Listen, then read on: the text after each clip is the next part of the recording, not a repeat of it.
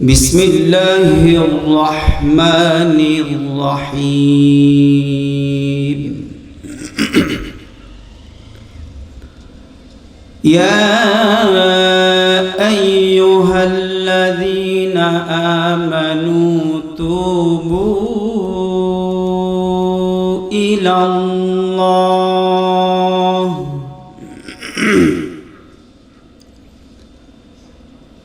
توبوا إلى الله توبة نصوحا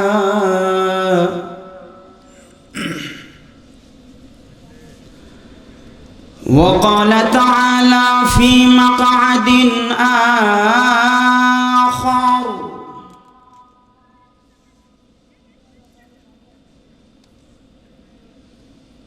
واستغفروا ربكم ثم توبوا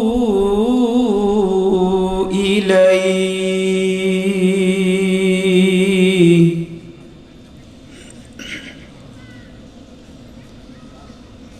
صدقت يا رب العالمين.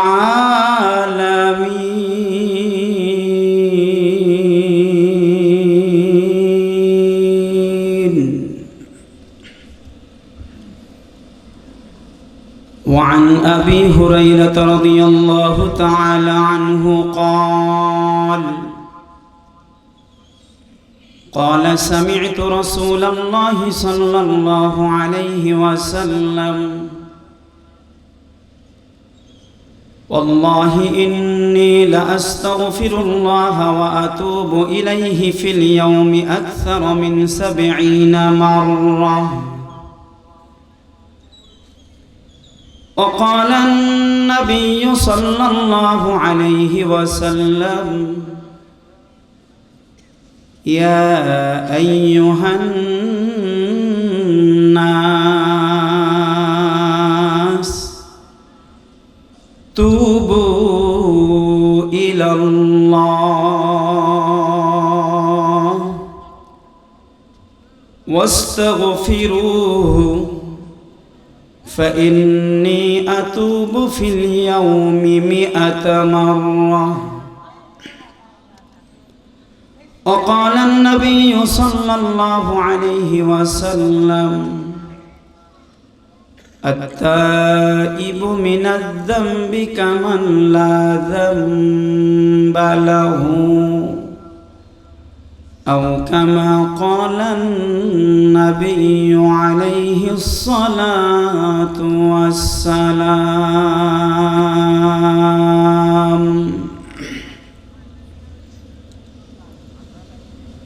रुखसार से बुर्का का जरा पर्दा उठा दो,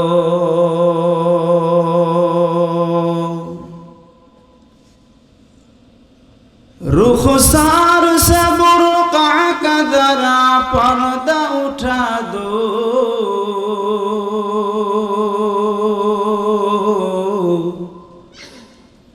लिल्लाह मुझे हुस्न खुदा दाद दिखा दो। ऐ बहर करम सदका हुसैन बिन अली का,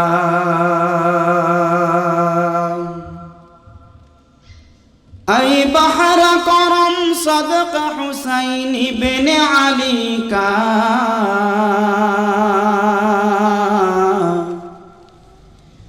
पियासा हो मुझे शरबते दीदार पिला दो।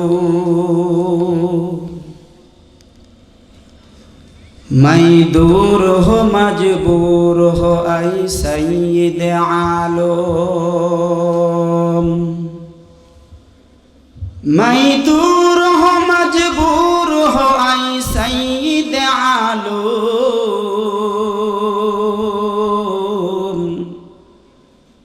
देदार देखाते नहीं आवाज सुना दो। दुनिया की भी और दीन की भी अपने करम से, दुनिया की भी और दीन की भी अपने करम से,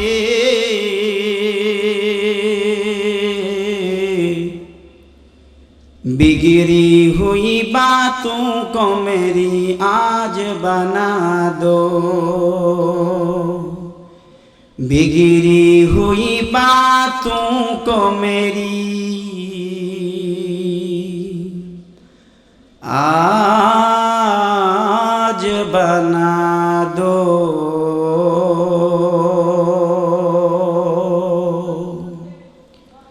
मुसलमानेर आवाजे सबाई पढ़ी आमीन, और एकटु आवाज बाड़िए बोली आमीन। अल्प समय कालिमातुत तय्यिबार जिकिर करब और ग्याप जायगागुलो पूर्ण करे बसबो, सामने एगिए एगिए बसबो, जमे जमे बसबो इंशाअल्लाह। आल्लाह हरकते बरकत दिबेन। जी एकटु एगिए बसि जिकिरेर सहित ला इलाहा। आशि भाईजान आशि, जी एकटु एगिए आसि। आल्लाह पाक आपनादेरके आजकेर प्रोग्रामेर खातिरे कियामतेर कठिन विपदे आल्लाह मुक्त करे आल्लाह सबाइके एकसाथे जान्नाते जाওয়ার तौफिक दान करुन बोली आमीन। सम्मानित उपस्थिति, तेलाওয়াতকৃত आयात अत्यंत सुपरिचित एक आयात, যে আয়াত সম্পর্কে আপনারা অনেক ওয়াজ শুনেছেন আমার পূর্বে। অত্যন্ত চমৎকার ভাষায় সুললিত কণ্ঠে আপনাদেরকে বয়ান করে যিনি শুনিয়েছেন আমাদের এলাকার সন্তান, আমাদের স্নেহের হাফেজ মাওলানা মোহাম্মদ সরওয়ার হোসেন সাহেব খুব সুন্দর বয়ান করেছে পরকাল সম্পর্কে। দুনিয়াতে কেমনে চলতে হবে, কবরে গেলে আমাদের কি হবে, এখান থেকে কি করা দরকার। আমি তার কথার সাথে কথা মিলিয়ে কিছু কথা অ্যাড করব দোয়া নিয়তে। থাকবেন না ভাগবেন? থাকবেন না ভাগবেন? কারা কারা ভাগবেন হাত তুলেন। সবাই থাকবেন তো ইনশাআল্লাহ? দুটো হাত আল্লাহ তাআলাকে দেখিয়ে একটু ওয়াদা করা যায় না? জি ইনশাআল্লাহ, হাত তুলি। লিল্লাহি তাকবীর, নারায়ে তাকবীর, নারায়ে তাকবীর। কোরআন সুন্নাহর আলো ঘরে ঘরে জালো, আজকের মাহফিল সফল হোক, সফল হোক। লিল্লাহি তাকবীর, মাশাআল্লাহ। আল্লাহ সবাইকে কবুল করুন বলি আমিন। জি আসুন আমরা তেলাওয়াতকৃত আয়াত এবং বিশ্বনবীর পবিত্র বাণীর আলোকে নির্দিষ্ট একটি বিষয়ের উপরে আমরা আলোচনা করব এবং শুনব বিতৌফিকিল্লাহি তাআলা ওয়া আউনিহি বলি আমিন। সম্মানিত উপস্থিতি, সূরাতুত তাহরীমের একবারেই খুব পরিচিত একটি আয়াত, হিফজুল কোরআন 28 নম্বর পারা 20 নম্বর পৃষ্ঠাতে এই আয়াত রয়েছে। ইয়া আইয়ুহাল্লাযীনা আমানু তুবু ইলাল্লাহ তাওবাতান নাসুহা। আল্লাহ বলেন, ঈমানদার আমি জানি তোমাদেরকে দুনিয়াতে আমি প্রেরণ করেছি, জীবদ্দশায় অনেক পাপ হবে, তোমাদের অনেক গুনাহ হবে, ইচ্ছে করলেও তুমি গুনাহমুক্ত জীবন করতে পারবে না। কারণ হলো আশ-শাইতানু জাসিমুন আলা কলবি ইবনি আদম ফাইযা যাকারাল্লাহা খানাসা ওয়া ইযা গাফালা ওয়াসওয়াসা। আল্লাহ বলেন, বনি আদম তোমাদের গুনাহ হবেই, তোমরা অপরাধ করবে, তোমাদের অনেক ত্রুটি বিচ্যুতি হবে। আপনি ইচ্ছে করলে কি গুনাহমুক্ত জীবন করতে পারবেন? নিয়ত থাকতে হবে, চেষ্টা থাকতে হবে, বাকি চলার পথে আপনার গুনাহ হয়েই যাবে।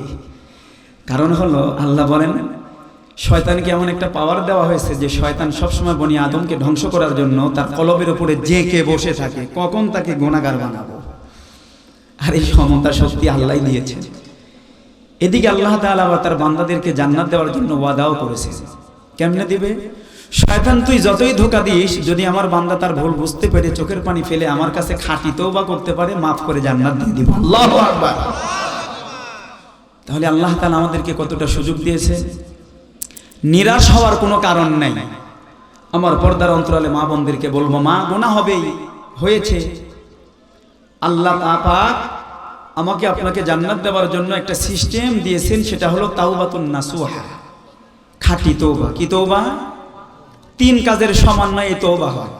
খালি মুখ দিয়ে আস্তাগফিরুল্লাহ আস্তাগফিরুল্লাহ আস্তাগফিরুল্লাহ তওবা তওবা, এটার নাম কিন্তু তওবা না। 3টা কাজ করতে হবে। কয় কাজের সমন্বয়ে তওবা হয়? 3 কাজ। কয় কাজ? একটা হলো আল্লাহ যা করেছি আর জীবনে কোনোদিন করব না, আমৃত্যু পর্যন্ত, হাত্তাল ইয়াকিন, যতক্ষণ পর্যন্ত মৌত না আসতেছে ততক্ষণ পর্যন্ত আপনার নাফরমানি করব না, এই রকম নিয়ত করতে হবে। 2 নাম্বার হলো যা করেছি এর প্রতি অনুতপ্ত হইতে হবে। আল্লাহ অন্যায় করেছি, অপরাধ করেছি, আপনি আমারে মাফ করে দেন, ক্ষমা করে দেন। আর 3 নাম্বার হলো চোখের পানি ফেলে কথাগুলো বলতে হবে। আপনি যদি উদাসীন মনা হয়ে, গুরুত্ব নাই, এমনি তো আস্তাগফিরুল্লাহ আস্তাগফিরুল্লাহ করে না মসজিদে বসে বসে কেউ কেউ, আস্তাগফিরুল্লাহ আস্তাগফিরুল্লাহ, এরকম গুরুত্বহীন ভাবে তওবা বললে এটার নাম তওবাই নাসুহা। এরকম যে কেউ করতে পারে। আবার ওইদিকে হুজুর তওবা করাচ্ছে আর এইদিকে আমরা মোবাইল টিপতেছি মসজিদের মধ্যে বসে।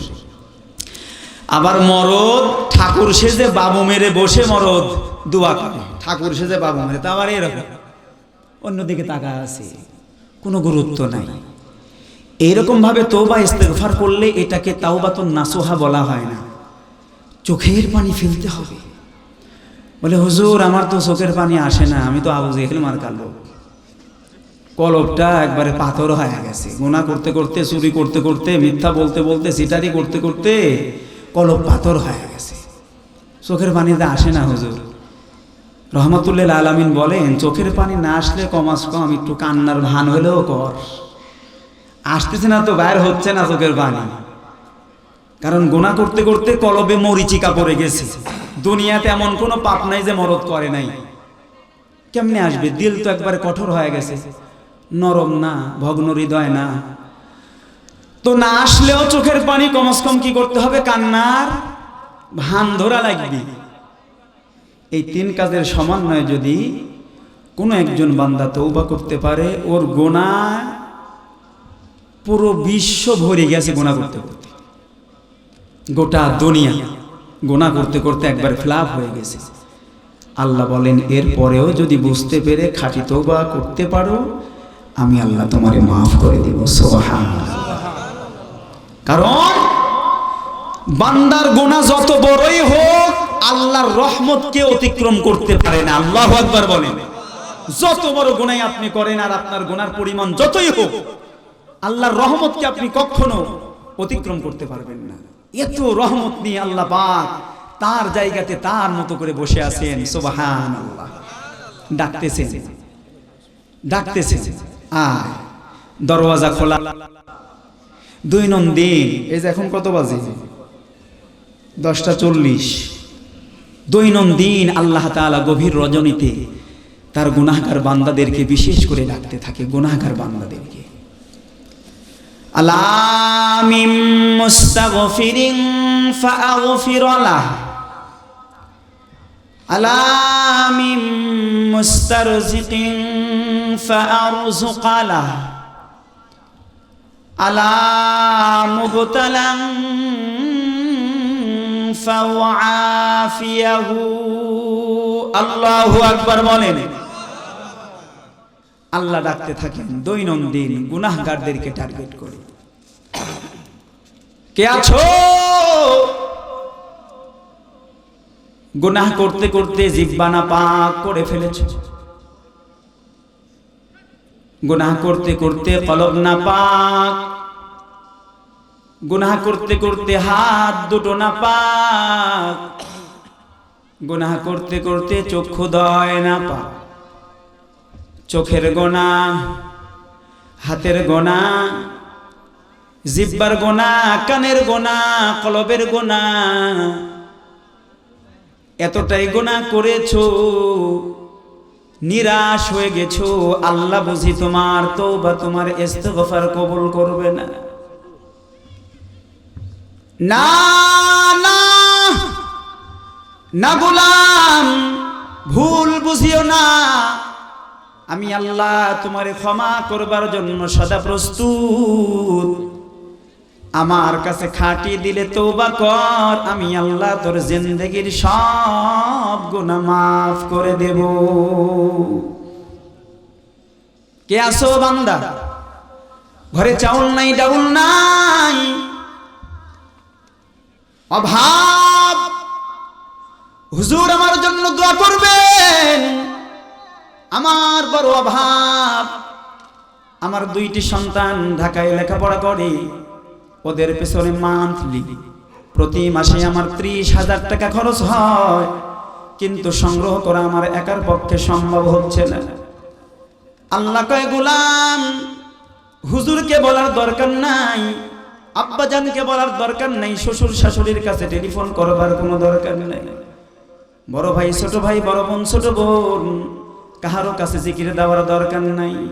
শেষ রাত্রিতে তাহাজ্জুদের নামাজ পড়ি, 2টো হাত কাঙ্গালের ন্যায় আমি আল্লাহর কাছে উত্তোলন করে ডাক দিয়ে কও, আল্লাহ আমি বড় অভাবী, আমার বড় অভাব, তুমি আমার অভাব দূর করে দাও আল্লাহ। আল্লাহ কয় বান্দারে, অভাবের জন্য আমার কাছে দরখাস্ত করবি, আমি আল্লাহ অদৃশ্য থেকে তোর জন্য রিজিকের ফয়সালা করব। আল্লাহু আকবার। কার কাছে জিকির দাও?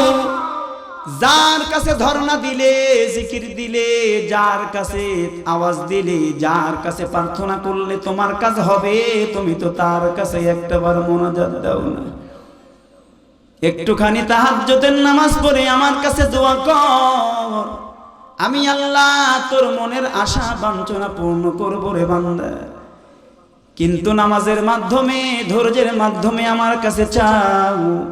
ইয়া আইয়ুহাল্লাযীনা আমানুস্তাঈনু বিস-সাবরি ওয়াস-সালাহ।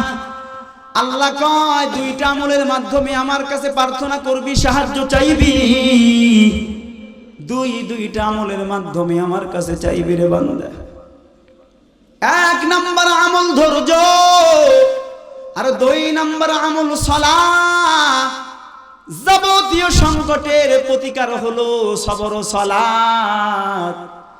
ধৈর্য এবং নামাজের মাধ্যমে আমি আল্লাহর কাছে একটাবার চাইবি, আমি আল্লাহ তোর প্রার্থনা কবুল করব। একটু মুসলমানরা চিৎকার করে বলুন তো, যার কাছে সাহায্য প্রার্থনা করতে হবে তিনি কে?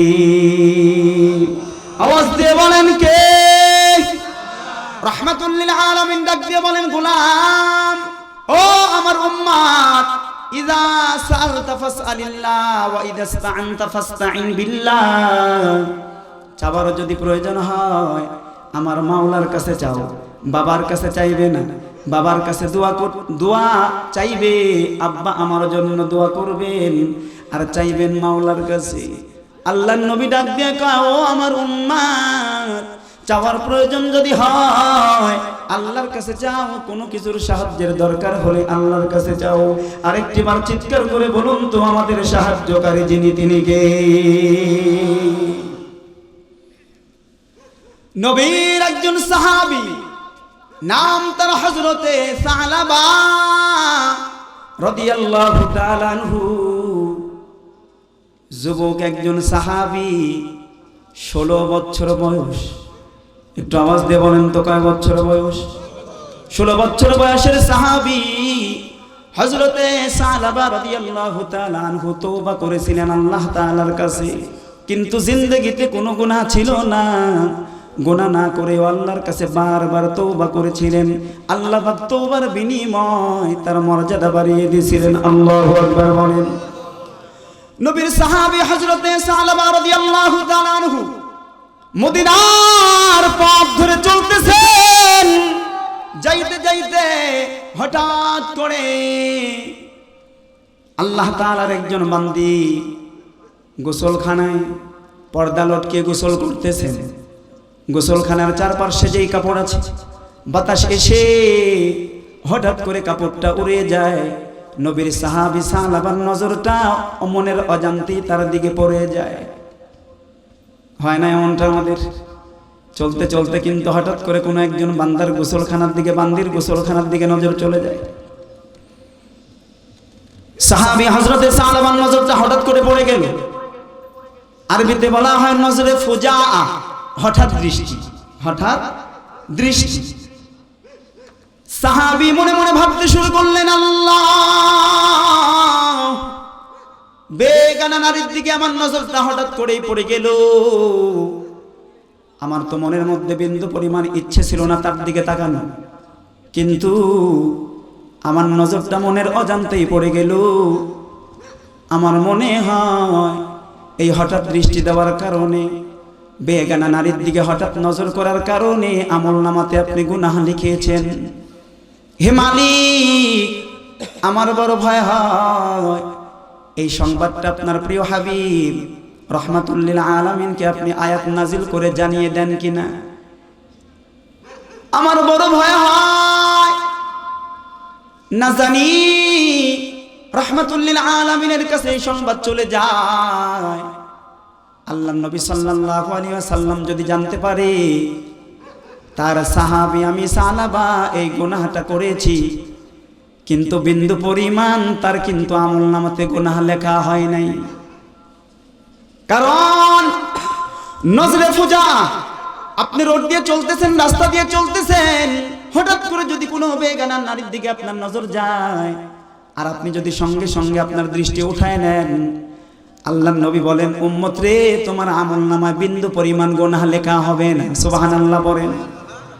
ইচ্ছাকৃত আপনি তাকান নাই, আপনি তো অন্ধ না, নজর যাইতেই পারে, মনের অজান্তেই চলে গেছে।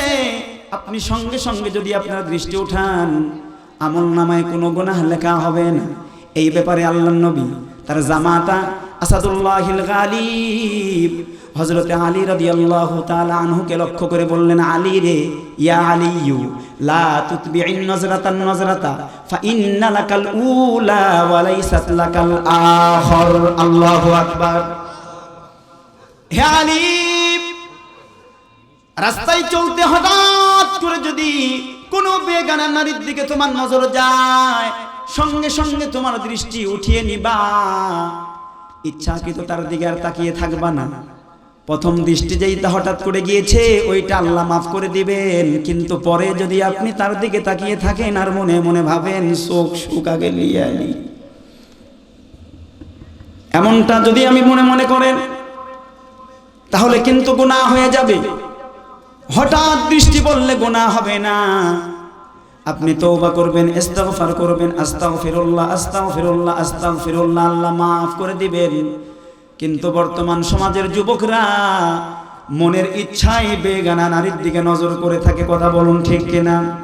এমনকি দূর থেকে শয়তানি অনেক প্ল্যান প্রোগ্রাম করে।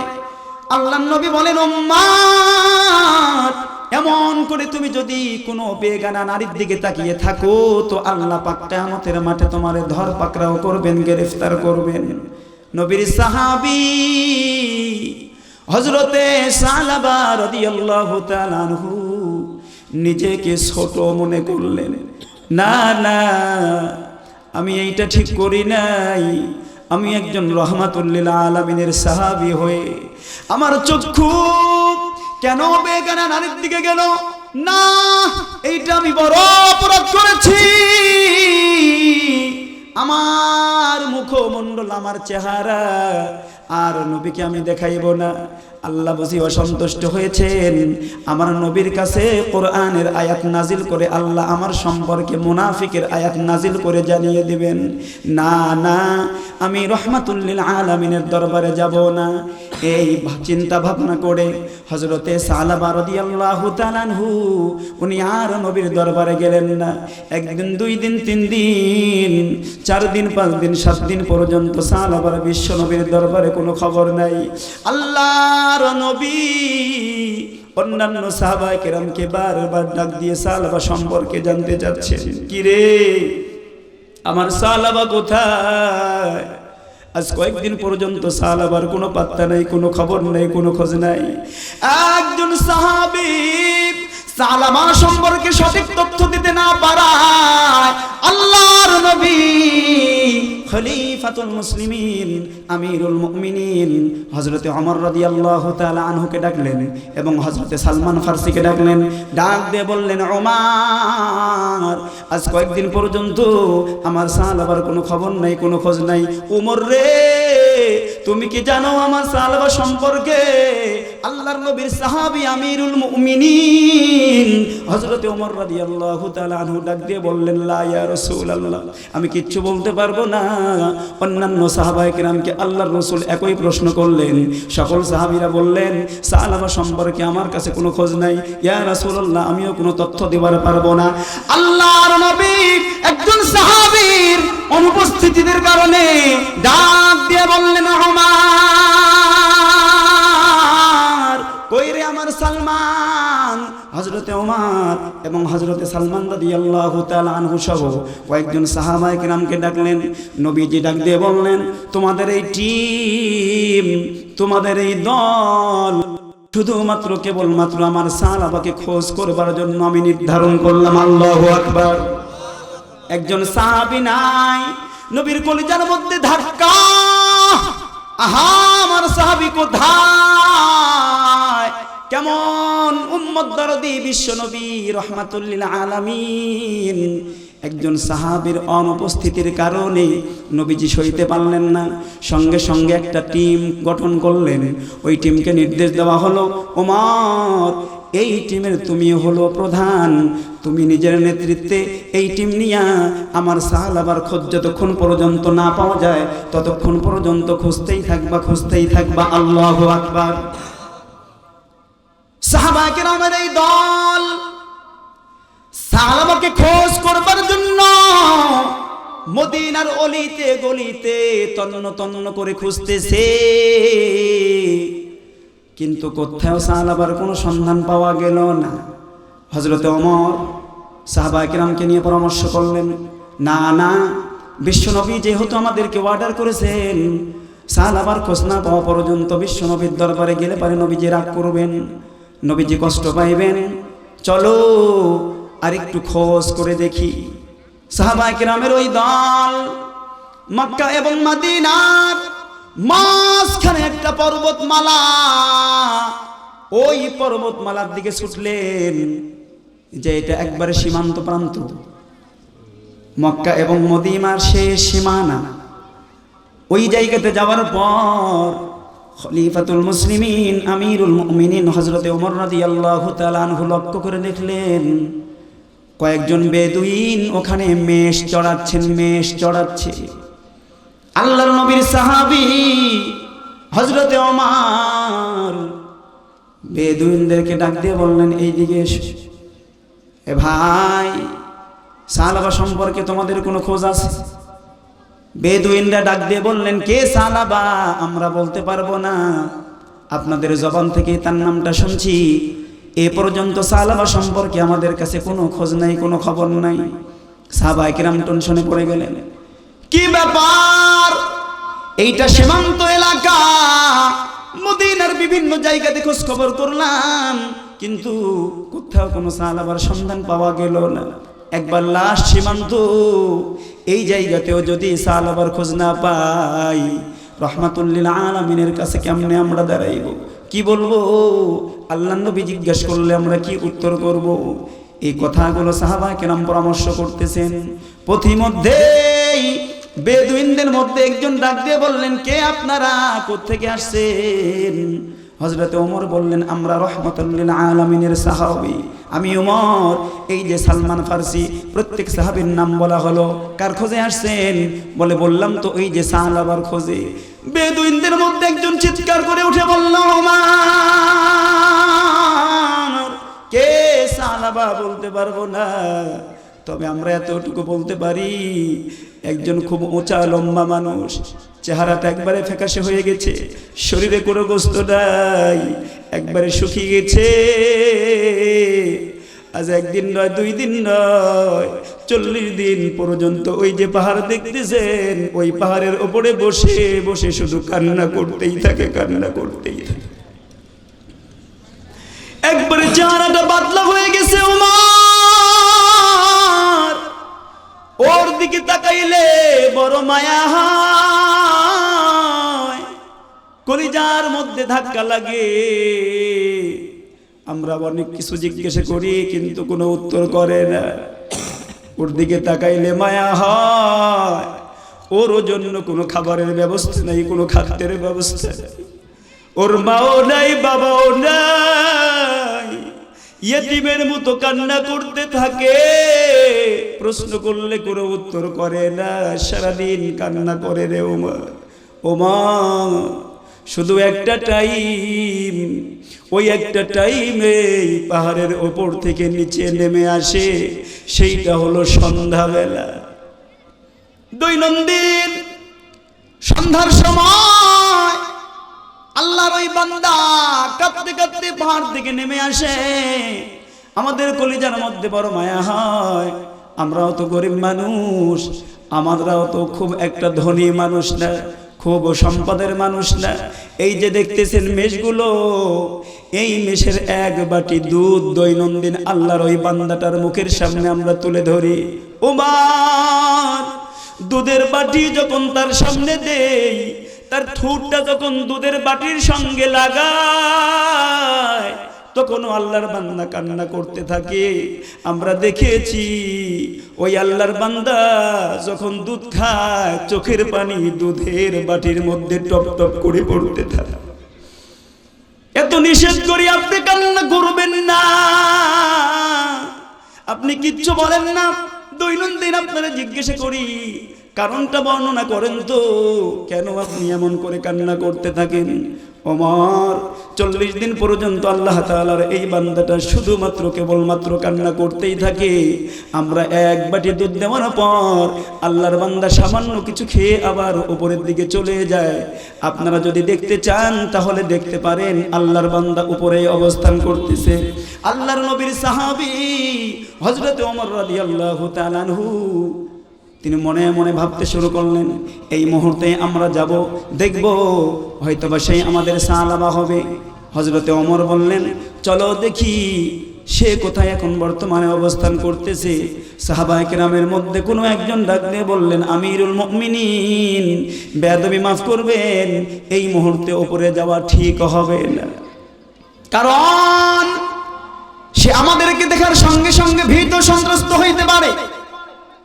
অনেকদিন পর্যন্ত আমাদের সঙ্গে সাক্ষাৎ নাই, হঠাৎ করে যদি পাহাড়ের উপত্যকায় আমাদেরকে দেখে ফেলে, তাহলে সে ভীত সন্ত্রস্ত হতে পারে, ভরকে যেতে পারে।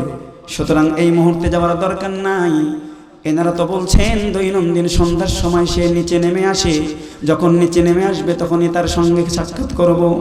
নবীর সাহাবী সাহাবা সন্ধ্যা বেলায় যখন ফিরে আসলেন, নিচের দিকে নেমে আসলেন, হযরতে ওমর এবং হযরতে সালমান সহ অন্যান্য সাহাবীরা দেখতেছেন ওই যে আমাদের সাহাবা আসতেছে আসতেছে।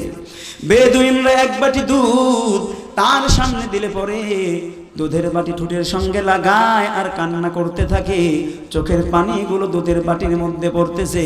হযরতে ওমর সহ সাহাবায়ে কেরাম দৃশ্যটা লক্ষ্য করলেন, ডাক দিয়ে বললেন, এই তো আমাদের সাহাবা, আহারে চেহারাটা শুকিয়ে গেছে, কত সুন্দর চেহারা, 16 বছর যুবক, চেহারাটা শুকিয়ে বুড়োর মতো লাগতেছে, কি কষ্ট করতেছে। হযরতে ওমর রাদিয়াল্লাহু তাআলা আনহু তিনি আস্তে করে সাহাবার সামনে গেলেন, ডাক দিয়ে বললেন, সাহাবা এতদিন পর্যন্ত এখানে কেন তুমি অবস্থান করতেছো, কি হয়েছে তোমার? সাহাবা হযরতে ওমরকে দেখার সঙ্গে সঙ্গে ডাক দিয়ে বললেন, ওমর আপনারা বুঝি আমাকে ধরতে আসছেন, আমাকে গ্রেফতার করতে আসছেন? ওমর আল্লাহ বুঝি আমার বিরুদ্ধে আয়াত নাজিল করেছে, আমি বুঝি মুনাফিক হয়ে গেছি, নবীজি বুঝি আমাকে ধরতে পাঠিয়েছে? হযরতে ওমর বললেন, না, আপনি যা ভাবতেছেন তা না, খবরদার আপনি এমনটা বলবেন না। আল্লাহ পাক আপনার বিরুদ্ধে কোরআনের কোনো আয়াত নাজিল করেন নাই। চলুন চলুন, রাহমাতুল লিল আলামিন আপনারে ডেকে পাঠিয়েছে, এই মুহূর্তেই নবীজির সামনে আপনারে আমরা নিয়ে যাব। একটু আওয়াজ দিয়ে বলুন না মারহাবা। হযরত ওমর রাদিয়াল্লাহু তাআলা আনহু এই কথাগুলো বলার পর সাহাবা ডাক দিয়ে বললেন, না না, আমি যাব না, যাব না, আমার এই গুনাহের চেহারা আমি নবীজির সামনে কেমনে দেখাইব? আল্লাহর নবী দেখলে পরে নবীজি কষ্ট পাইবেন, আমি গুনাহ করেছি, গুনাহের চেহারা নবীজির সামনে আমি তুলে ধরব না। সাহাবায়ে কিরাম বললেন, না, আপনি বিন্দু পরিমাণ গুনাহ করেন নাই। যদি আপনি গুনাহ করতেন অবশ্যই আপনার সম্পর্কে নবীজি আমাদেরকে বলতেন, কিন্তু আল্লাহর রাসূল তো আপনার বিরুদ্ধে কোনো কথা বলেন না। এই সাহাবা, পাগলামি করিও না, চলো এই মুহূর্তেই তোমারে আমার সঙ্গে যেতে হবে। হযরতে সাহাবা লজ্জায় মুখ দেখাইতে পারবেন না বলে তিনি যেতে রাজি হলেন না। আমিরুল মুমিনিন, খলিফাতুল মুসলিমিন হযরতে ওমর ডাক দিয়ে বললেন, সাহাবা, তুমি কিন্তু ঠিকই জানো আমি কে। আমি কিন্তু ওমর, ভালো করে বলছি, তুমি আমার সঙ্গে চলো। যদি না যাও তাহলে তোমাকে রাসূলের দরবারে নিয়ে যাওয়ার জন্য যাহা কিছু করার দরকার আমরা কিন্তু তাই করব। সাহাবা আর পিরাপিরি করলেন না, আল্লাহর রাসূলের দরবারে সাহাবায়ে কেরামের সঙ্গে চলতে শুরু করলেন। আল্লাহর নবীজির দরবারে পৌঁছার পর রহমাতুল লিল আলামিনকে ডাক দিয়ে বললেন, নবীজি, আপনি আমারে ডাক দিছেন, আমি তো গুনাহ করেছি, আপনার সামনে আসতে আমার বড় ভয় হয়। আল্লাহর নবী ডাক দিয়ে বললেন, না না সাহাবা, তুমি তো কোনো অপরাধ করো নাই, তুমি কোনো গুনাহ করো নাই। আবার সাহাবা ডাক দিয়ে বললেন, নবী গো, আল্লাহ বুঝি আমার বিরুদ্ধে আপনার কাছে আয়াত নাজিল করেছে। জিবরিল আমিন আসছিলেন, আপনার কাছে কোরআনের আয়াত শুনিয়ে গেছে আমার বিপক্ষে।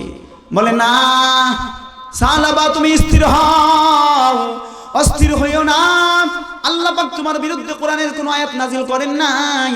তুমি এসো, তোমার মুখমণ্ডল শুকিয়ে গেছে, তোমার চেহারা ফ্যাকাশে হয়ে গেছে। সাহাবা রে, আয় আয় আমার কাছে আয়। আল্লাহর নবী কাছে ডাকলেন। রহমাতুল লিল আলামিন সাহাবার মাথাটা নিজের উরুর উপরে রাখতে বললেন। আল্লাহু আকবার বলেন। ওই সাহাবীর কপাল কতই না ভালো, যেই সাহাবীর মাথাটা বিশ্ব নবীর উরুর উপরে রাখার সুযোগ হয়। আল্লাহু আকবার। আল্লাহর নবীর কোলের উপরে হযরতে সাহাবার মাথাটা রাখা হলো। কিছুক্ষণ পর আল্লাহর নবী তার সান্ত্বনা দিচ্ছেন, এই সাহাবা, কান্না করিও না, কান্না করিও না। আল্লাহ তাআলার কাছে বারবার তুমি ইস্তিগফার করো, বারবার তওবা করো, কান্নার দরকার নাই। তবুও সাহাবার কান্না বন্ধ হয় না। কিছুক্ষণ পর হযরতে সাহাবা আল্লাহর নবীকে লক্ষ্য করে বললেন, ইয়া রাসূলুল্লাহ,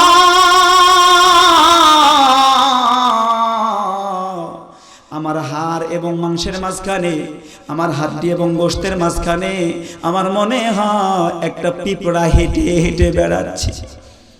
ইয়া রাসূলুল্লাহ, আমার শরীরের হাড্ডি এবং মাংসের মাঝখানে মনে হয় একটা পিঁপড়া হেঁটে হেঁটে বেড়াচ্ছে। আল্লাহর নবী ডাক দিয়ে বললেন, সাহাবা রে, শান্ত হও, শান্ত হও।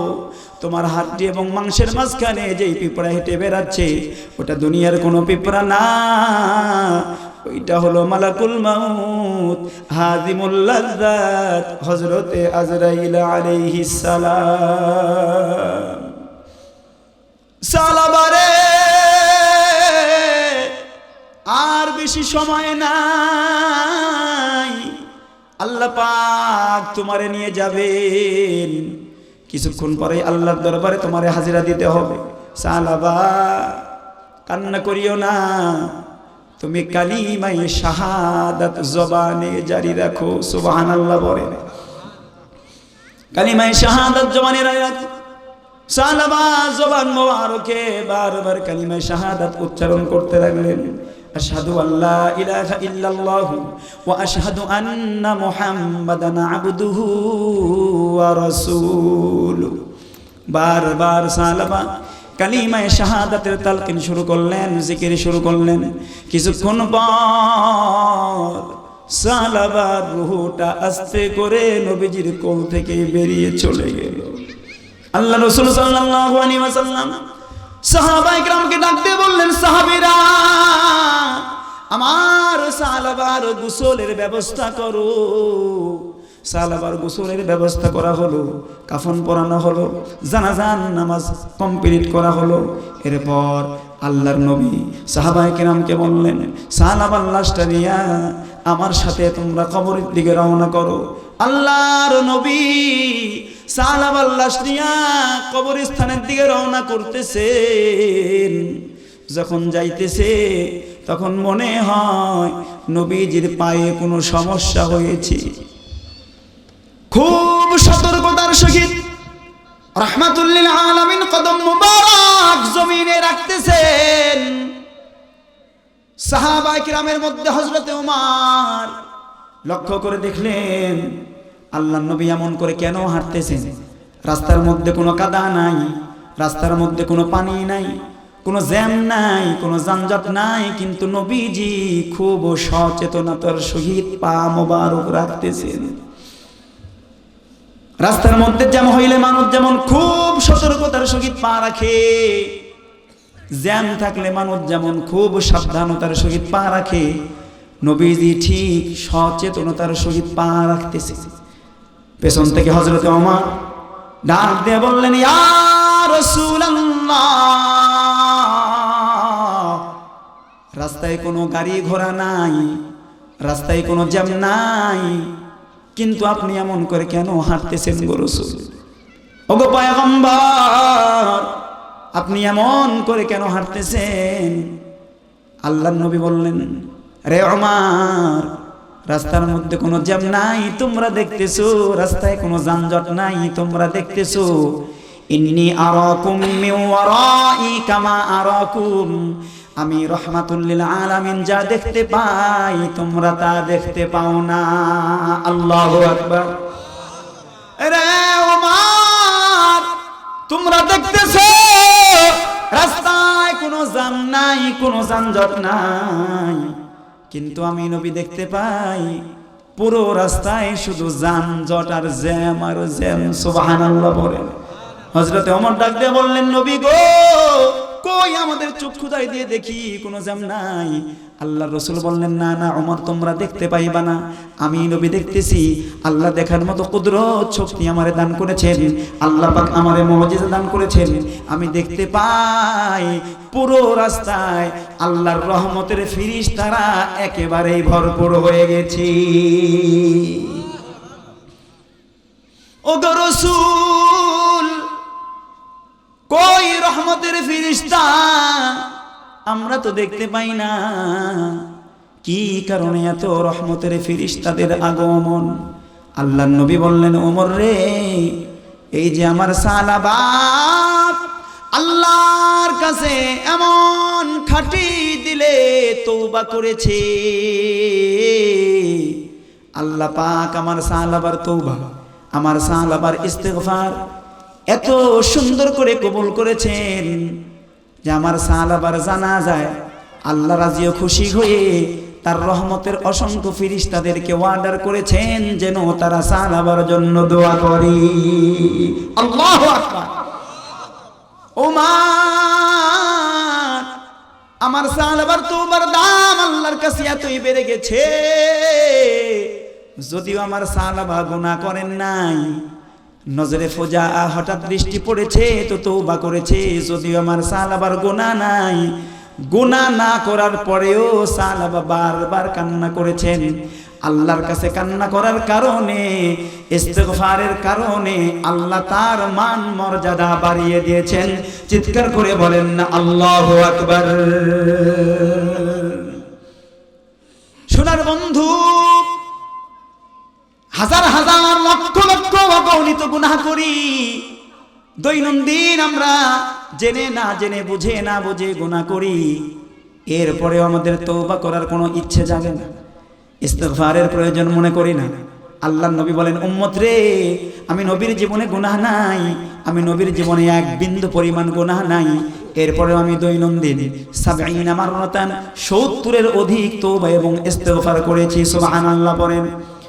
মুসলিম শরীফের অন্য হাদিসের মধ্যে আসছে, আল্লাহর নবী বলেন, ইয়া আইয়ুহান নাস, হে মানব মণ্ডলী, তুবু ইলাল্লাহ, আল্লাহর কাছে তওবা করো, আস্তাগফিরুহু, ইস্তিগফার করো।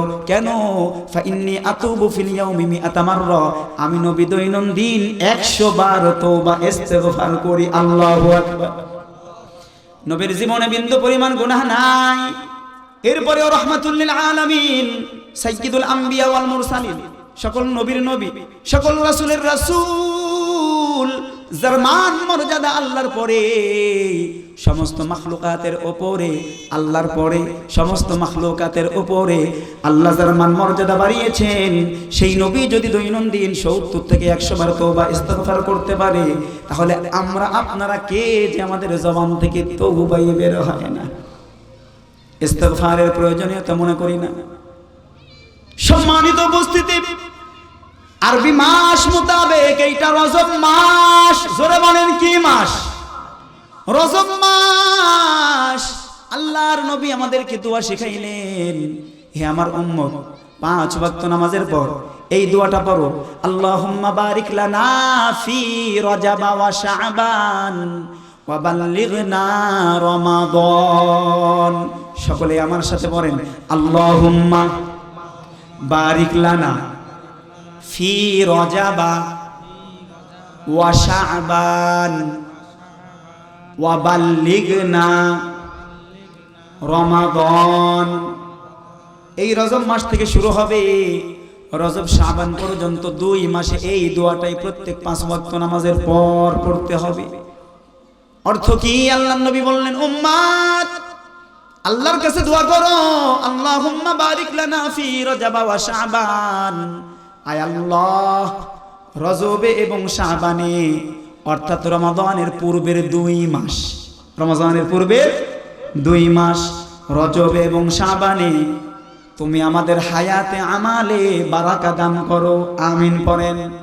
ওয়া বাল্লিগনা রমাদান, আর আল্লাহ আমাদের হায়াতটুকু রমাদানুল মুবারক পর্যন্ত পৌঁছায় দেন। বলেন আমিন। রমজান মাস, রজব মাস, শাবান মাস, তওবার মাস। কিসের মাস? রমজানের পূর্ব প্রস্তুতি, গুনাহমুক্ত জীবন দিয়ে প্রস্তুতি নিতে হবে। গুনাহ করেছি, বারবার তওবা করতে হবে, ইস্তিগফার করতে হবে। আপনি কি মনে করতেছেন আপনার অনেক গুনাহ হয়েছে, আল্লাহ কবুল করবেন না, মাফ করবেন না? আল্লাহ সদা প্রস্তুত। আল্লাহর দরবারে রহমতের কোনো কমতি নাই। রহমত কি কমি কিয়া, रहमत की कम ही किया दरबार इलाही में, नूर अपना उसमें भरा पुतली की सियाही में, लुत्फ एहसा आपका है, कदरदानी आपकी, बंदा किस लायक है, साहिबे मेहरबानी आपकी। খাটিয়ে দিলে তওবা যদি করতে পারি, আমাদের তওবা যিনি কবুল করবেন তিনি কে? একটু জবান ছেড়ে বলেন আল্লাহ, আর একটু আওয়াজ দিয়ে বলেন আল্লাহ। প্রত্যেকেই জবানটা ছেড়ে দেন আল্লাহ। আল্লাহ বলেন, ও গোলাম, একবার খাটিয়ে তওবা করেই দেখ, আমি আল্লাহ তোরে মাফ করে আমার পেয়ারা বান্দা হিসাবে কবুল করব। আমিন পড়েন। সহিহ মুসলিম শরীফের হাদিস, বানোয়াট কোনো কথা না। মুসলিম শরীফের হাদিসের মধ্যে আসছে, বানি ইসরাইলের মধ্যে আল্লাহর একজন বান্দা ছিল, 99টা খুন করেছে। কয়টা খুন? এক কমে 100 খুন করার পর আল্লাহ দিলের মধ্যে কি যেন রহম ঢেলে দিছে।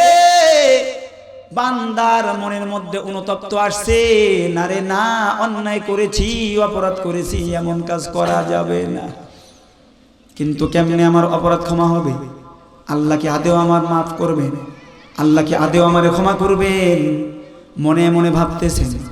আর একজন আল্লাহর বান্দারে জিজ্ঞাসা করলেন, এই কাজটা আমার পক্ষে করা সম্ভব না, এটা সম্পর্কে অবশ্যই একজন আলেম জানা দরকার।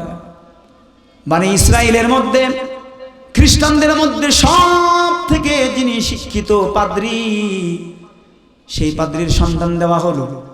আল্লাহর বান্দা 99টা খুন করার পর ওই পাদ্রির দরবারে গিয়ে বলতেছে, পাদ্রি সাহেব, জীবনে এতই জঘন্য গুনাহ করেছি যা ভাষায় প্রকাশ করা যায় না। বলে কি গুনাহ করেছো? বলে মানুষ হইয়া একটা নয় দুইটা নয় 99টা মানুষ আমি নিজ হস্ত থেকে খুন করেছি। পাদ্রি সাহেব, আল্লাহ কি আমার তওবা কবুল করবেন? এই মুহূর্তে যদি মালিকের দরবারে আমি তওবা করতে পারি, আমার মালিক কি আমারে ক্ষমা করবেন? খ্রিস্টান পাদ্রী ডাক দিয়ে বলল, না না, এমন জঘন্য অপরাধ আল্লাহ কখনো ক্ষমা করবেন না। আল্লাহর বান্দা রাগান্বিত হয়ে গেলেন, ক্রোধে ক্রোধান্বিত হইয়া, রাগে রাগান্বিত হইয়া আবার অস্ত্র বের করে ওই খ্রিস্টান পাদ্রীকে খুন করে ফেললো। আল্লাহ যেহেতু আমারে ক্ষমা করবেন না, তুমি এই ফতোয়া দিয়েছো, আল্লাহ আমারে ক্ষমা করবেন না, আমিও তোমারে ক্ষমা করব না। 100 পোড়া করলাম। 100টা খুন কমপ্লিট করার পর আল্লাহর বান্দার দিলের মধ্যে আবার আফসোস, আবার অনুতপ্ত শুরু হয়ে গেছে। না, বড় অন্যায় করেছি, অপরাধ করেছি, একজন আলেম জানা দরকার। মানুষকে জিজ্ঞাসা করতে লাগলো, লোকদেরকে জিজ্ঞাসা করতে লাগলো, এই জামানার সব থেকে বড় আলেম কে? লোকজন ডাক দিয়ে বলল, না না, বড় আলিমের সন্ধান তোমারে দেওয়া যাবে না। কয়েকদিন পূর্বে তুমি একজন বড় খ্রিস্টান পাদ্রীকে মেরে ফেলছো, বড় আলেমের সন্ধান তোমারে দেওয়া যাবে না। ডাক দিয়ে বলে, ভাই রে, ভুল বুঝিস না, মানুষকে হিদায়াত দিতে আল্লাহ পাকের সেকেন্ডের সময় লাগে না। আল্লাহু আকবার। আল্লাহ যদি চান কোন বান্দারে হিদায়াত দান করবেন, ওই বান্দারে পথভ্রষ্ট করার কেউ নাই। আর আল্লাহ যদি চান কোন বান্দারে পথভ্রষ্ট করবেন, ওই বান্দারে হেদায়েত দেওয়ার মতো কেউ নাই। আমারে ভুল বুঝবি না, জামানার সব থেকে বড় আলেমের খোঁজ দে। আল্লাহর একজন বান্দা জামানার সব থেকে বড় আলেমের সন্ধান দিল। আলেম সাহেবের নিকটে যাওয়ার পর ডাক দিয়ে বলছেন, আলেম সাহেব, 1 থেকে 100 পর্যন্ত খুন করে আপনার দরবারে আসছি একটা মাসআলা জানবার জন্য, ফতোয়া জানবার জন্য। আলেম ডাক দিয়ে কয়, কি জানতে চাও? বলে 100 খুনিকে আল্লাহর কাছে তওবা করলে কি আল্লাহ মাফ করবেন? আলেম ডাক দিয়ে বলল, লা তাকনাতু মির রাহমাতিল্লাহ, আল্লাহর রহমত থেকে নিরাশ হইও না। ইন্নাল্লাহা ইয়াগফিরুয যুনুবা জামিআ, খাটিয়ে দিলে কোনো বান্দা যদি আল্লাহর কাছে তওবা করতে পারে তো আল্লাহ সব গুনাহ মাফ করে দেয়। আল্লাহু আকবার। আরে আল্লাহর বান্দা, রাগ করিও না, মন খারাপ করিও না, নিরাশ হইও না, খাটিয়ে দিলে আল্লাহর কাছে তওবা করো। আর তোমারে আমি একটা পরামর্শ দিই, আমি তোমারে একটা সুন্দর বুদ্ধি দিই।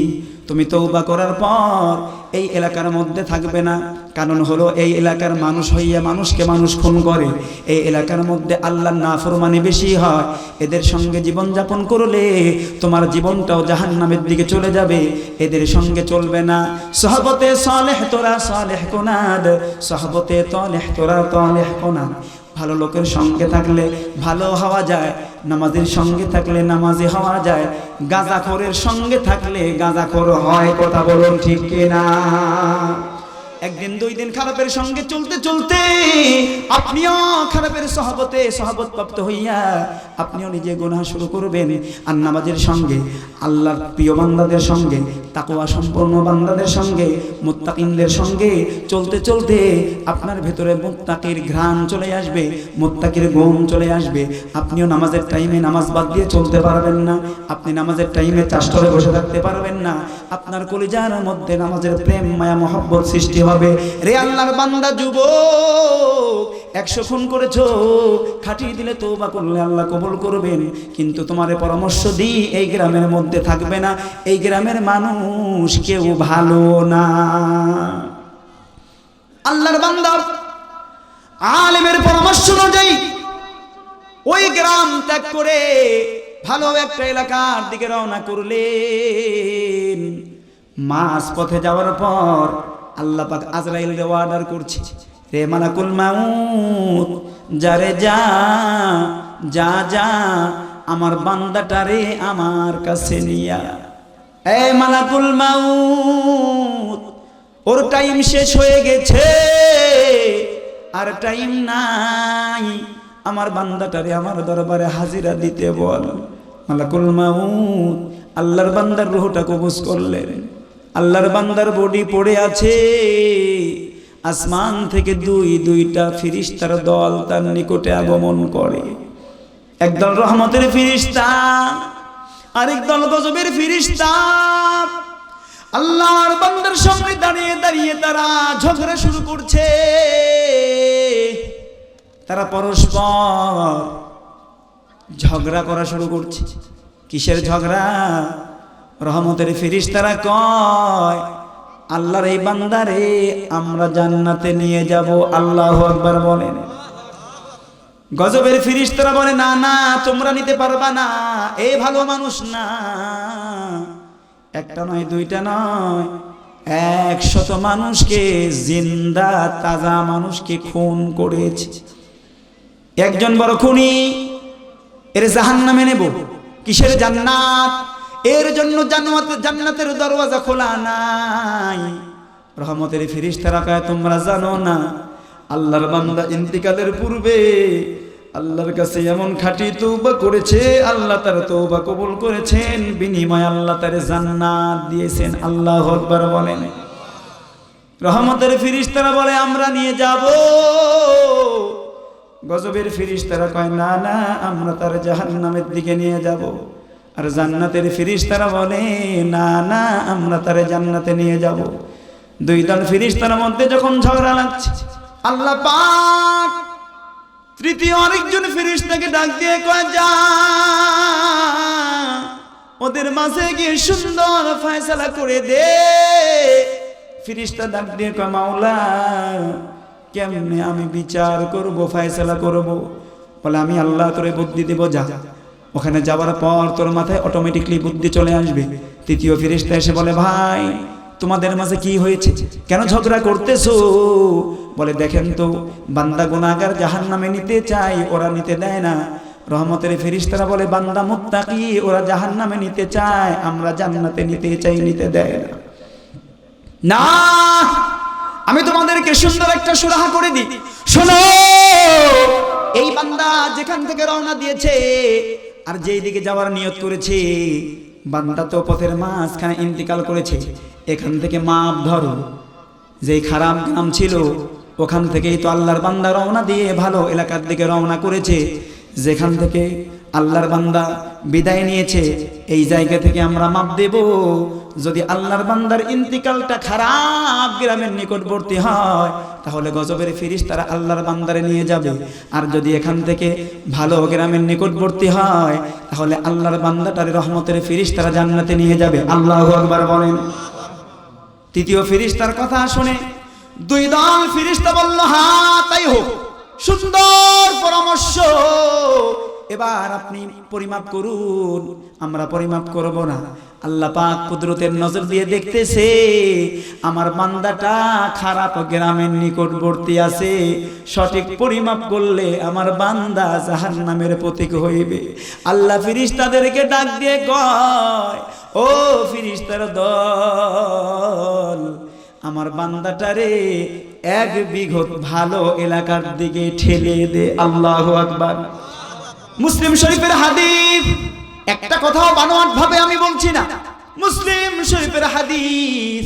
আল্লাহর নবী বলেন, আল্লাহ পাক কুদরতের শক্তিতে আল্লাহর বান্দাটারে ভালো গ্রামের দিকে 1 বিঘত জমিন এগিয়ে দিল। আল্লাহু আকবার। এবার ফেরেশতা যখন পরিমাপ করছে, পরিমাপ করার পর দেখতেছে বান্দার মৃত্যুটা ভালো গ্রামের নিকটবর্তী হয়েছে।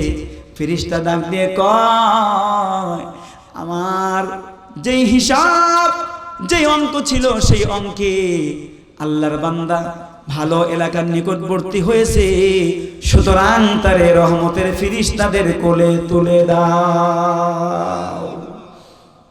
আল্লাহর বান্দা আল্লাহর কাছে 100 খুন করার পর খাঁটি দিলে তওবা করার কারণে আল্লাহ যদি 100টা মানুষ খুন করা ব্যক্তিকে মাফ করতে পারেন, মুসলমানরা একটু আওয়াজ দিয়ে বলুন তো, আমরা যদি খাঁটি তওবা মাওলার দরবারে করতে পারি, আমার আল্লাহ আমাদেরকে ক্ষমা করবেন কি করবেন না?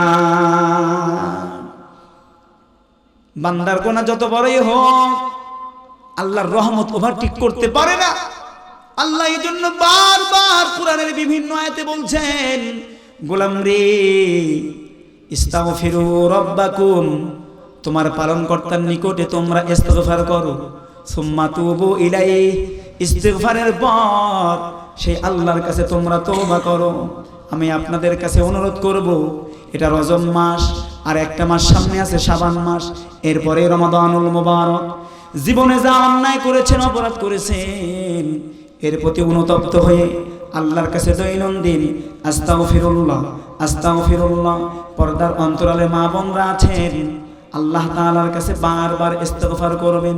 আস্তাগফিরুল্লাহাল্লাযী লা ইলাহা ইল্লা হুয়াল হাইয়ুল কাইয়্যুম ওয়া আতুবু ইলাইহি, আস্তাগফিরুল্লাহ রাব্বি মিন কুল্লি যামবি ওয়া আতুবু ইলাইহি। যেইটাই পারেন, যেইটাই সহজ হয়, ইস্তিগফার বেশি বেশি করবেন আর দোয়া করবেন, আল্লাহ আমার হায়াতটুকু পবিত্র রমাদানুল মুবারক পর্যন্ত পৌঁছায় দেন, আমিন পড়েন। আরে মা, আপনি মনে মনে ভাবতেছেন, হুজুর আল্লাহ পাক কি আমার গুনাহ মাফ করবেন? আমি জিনা করেছি, ব্যভিচারী করেছি। যুবক ভাই, মনে মনে ভাবতেছেন, আমি তো অনেক বড় মারাত্মক অপরাধ করেছি, হুজুর আমার গুনার কথা সমাজে প্রকাশ করার মতো আমার ক্ষমতা নাই, এত বড় বড় মারাত্মক অপরাধ করেছি। না রে মা, না রে বোন, যতই আপনি গুনাহ করেন না কেন, একটাবার মাওলার দরবারে তওবায়ে নাসুহা করেন, খাঁটি তওবা করেন, একবার পর্দার অন্তরালে চলে আসেন, একবার মা খাদিজাতুল কুবরার চরিত্র গঠন করেন, একবার আয়েশাতুল হুমায়রার চরিত্র গঠন করেন, একবার খাতুনে জান্নাত ফাতিমার মতো মুত্তাকি হয়ে যান, 5 ওয়াক্ত নামাজি হয়ে যান। আপনি জিনা করেন না কেন, খাটিয়ে দিলে তওবা করলে আল্লাহ আপনার তওবা কবুল করে আল্লাহ পাক জান্নাতের মেহমান হিসেবে কবুল করবেন, আমিন। জুহাইনা গোত্রের একজন নারী, এটাও সহিহ হাদিস। জুহাইনা গোত্র, আরবের মধ্যে একটা গোত্রের নাম হলো জুহাইনা। এই জুহাইনা গোত্রের একজন মেয়ে জিনা করেছে, নাউজুবিল্লাহ পড়েন। ওয়ালা তাকরাবুজ জিনা ইন্নাহু কানা ফাহিশা। আল্লাহ বলেন, জিনা করা তো দূরের কথা, খবরদার জিনার নিকটবর্তী হইবে না। জুহাইনা গোত্রের একজন নারী জিনা করে নবীজির দরবারে আসছেন, আল্লাহর নবীকে সালাম জানাইলেন, ডাক দিয়ে বললেন, পয়গম্বর আপনি আমার প্রতি হদ জারি করুন, আপনি আমাকে শাস্তি দিন, আমি শাস্তির উপযুক্ত। বলে, কি করেছো? বলে, ইয়া রাসূলুল্লাহ আমি জিনা করেছি, যার ফলে আমার পেটের মধ্যে যারো সন্তান পয়দা হয়েছে, নাউজুবিল্লাহ পড়ে। আল্লাহর নবীর সামনে নিজের অপরাধ স্বীকার করলেন। রহমাতুল্লিল আলামিন ডাক দিয়ে বললেন, তোমার অভিভাবক আছে? তোমার কি কোনো গার্ডিয়ান আছে? বলে, হ্যাঁ আছে। তারে ডেকে পাঠাও। মেয়েটার অভিভাবক চলে আসলো। আল্লাহর নবী ডাক দিয়ে বললেন, শোনো, এর সঙ্গে খবরদার দৌরাচরণ করবা না, হুসনে খুলুক করবা, এর সঙ্গে সদ আচরণ করবা। আল্লাহু আকবার। একজন জিনাকারিনী নারী, রাহমাতুল্লিল আলামিন বললেন, খবরদার তার সঙ্গে অভদ্র ব্যবহার করবা না, দুরাচরণ করবা না, খারাপ আচরণ করবা না। আর শোনো, ওর পেট থেকে সন্তান ভূমিষ্ঠ হওয়ার পর ওকে আমার নিকটে নিয়ে আসবা। আল্লাহর রাসূলের কথা মতো জিনাকারিনী নারীকে নিয়ে অভিভাবক বাসায় নিয়ে চলে গেল। সন্তান ভূমিষ্ঠ হওয়ার পর মেয়েটারে বিশ্বনবীর দরবারে আনা হলো। আল্লাহর নবী সাহাবায়ে কিরামকে ডাক দিয়ে বললেন, এই মেয়েটারে তোমরা রজম করো, রজম করো, পাথর নিক্ষেপ করে মৃত্যু দান করো। সকল সাহাবায়ে কিরাম রজম করলো, পাথর নিক্ষেপ করলো, মেয়েটার মৃত্যু হয়ে গেল। আল্লাহর নবী সাল্লাল্লাহু আলাইহি ওয়াসাল্লাম সাহাবায়ে কিরামকে ডাক দিয়ে বললেন, সাহাবীরা রে, এই মেয়েটার জানাজায় আমি রহমাতুল্লিল আলামিন উপস্থিত হইব। আল্লাহু আকবার। আল্লাহর নবী একজন জিনাকারিনী নারীর জানাজায় উপস্থিত হওয়ার নিয়ত করলেন।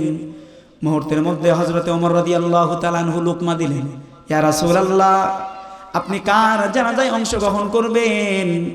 এই মেয়েটা অত্যন্ত খারাপ একজন মেয়ে, জিনাকারিনী। ওগো রাসূল, খবরদার খবরদার, আপনি এর জানাজায় উপস্থিত হইবেন না। আল্লাহর নবী আমিরুল মুমিনিন হযরত ওমর রাদিয়াল্লাহু তাআলা আনহুকে ডাক দিয়ে বললেন, ওমর রে, খবরদার খবরদার, জবানে এমন কথা বলবি না। আল্লাহু আকবার। এ ওমর, তুমি কি জানো ইন্নাহু আলিমুম বিযাতিস সুদূর, অন্তর্যামী আমার আল্লাহ, তুমি কাহারও অন্তরের খবর জানো না রে ওমর। ওমর রে, আল্লাহর এই বান্দী ইন্তেকালের পূর্বে আল্লাহর দরবারে এমন ভাবে তওবা করেছেন, এমন ভাবে ইস্তেগফার করেছেন, ওমর আমি রাহমাতুল লিল আলামিন বলি, তার তওবা এবং ইস্তেগফার এই মদিনার 70টি অধিবাসীর মধ্যে যদি বন্টন করা হয়, আমি রাহমাতুল লিল আলামিন বললাম, এই 70 অধিবাসীর নাজাতের জন্য আল্লাহর এই বান্দির তওবাটাই যথেষ্ট হয়ে যাবে। চিৎকার করে বলেন না আল্লাহু আকবার। তওবার দাম আছে না নাই? একটু আওয়াজ দিয়ে বলেন আছে না নাই? তওবা এবং ইস্তিগফারের দাম আল্লাহর দরবারে অনেক বেশি। আল্লাহর নবী অন্য হাদিসের মধ্যে বলেন, আত-তাইবু মিনাজ যামবি কামান লা যামবালা, যেই বান্দা খাঁটি তওবা করে, আল্লাহর নবী বলেন ওই বান্দার আমলনামাতে কোনো গুনাহই থাকে না, সে মাসুম হইয়া যায়। আল্লাহু আকবার। পর্দার অন্তরালের মা এবং আমার সামনে আল্লাহর যেই বান্দাগুলো উপস্থিত আছেন, আমি প্রত্যেকের কাছে অনুরোধ রাখবো, বেশি বেশি আল্লাহ তাআলার কাছে তওবা করেন। তওবা না করে যদি মৃত্যুবরণ করেন, কবর হবে বড় ভয়ঙ্কর। ইস্তিগফার তওবা ছাড়া কবরে গেলে পরে কিন্তু কবর আমাদেরকে ছাড় দেবে না, জাহান্নামের পোশাক পরানো হবে, জাহান্নামের বিছানা বিছিয়ে দেওয়া হবে। ওই কবর বড় ভয়ঙ্কর, একলা ঘর। আল্লাহর কসম দিয়ে বলি রে ভাই, ওই গোরস্থানের সকল মুর্দাররা আমাদের কথা শুনতেছে, ওরা মনে মনে ভাবতেছে, আফসোস করতেছে, এইরকম কত বয়ান শুনেছি কিন্তু জীবনে কোনোদিন আমল করি নাই। আজকে কবরস্থ, চিৎকার করি কিন্তু কেউ নাই আমাদেরকে বাঁচাইবে। একা ঘর, পোকামাকড়ের ঘর, সাপ বিচ্ছুর ঘর, দুই পাশের মাটি এমন ভাবে চাপ দেওয়া শুরু করবে রে ভাই, চিৎকার করবেন। মানব দানব ছাড়া সকল সৃষ্টিকুল শুনতে পায়, ওরা কান্না করা শুরু করে। আহারে, কবরবাসীদের কি কষ্ট হয়, ওই কষ্টের আওয়াজ যদি সাকলাইন মানব দানব শুনতো, প্রত্যেকের কানের তালা ফেটে তারা সঙ্গে সঙ্গে মৃত্যুবরণ করত। এতটা বিকট আওয়াজ হয়, কার যেন মা নাই কবরে শুয়ে আছে, কার যেন বাবা নাই ওই কবরের শুয়ে আছে।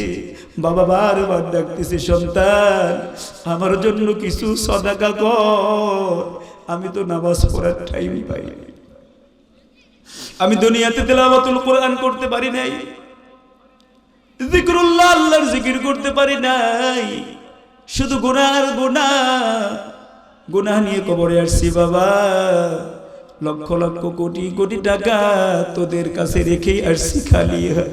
বাবা রে, মায়ান নবী ডাক দিয়ে বললেন, আস-সাদাকাতু তারুদ্দুল বালা'i ওয়া তাজিদু ফিল উমর। এ উম্মত, বেশি বেশি করে সাদাকা কর। সাদাকার মাধ্যমে আল্লাহ পাক বান্দাকে বিপদ থেকে মুক্ত করেন এবং আল্লাহ পাক অকাল মৃত্যু থেকে আল্লাহ পাক বান্দারে হেফাজত করেন, হায়াতে বারাকা দান করেন।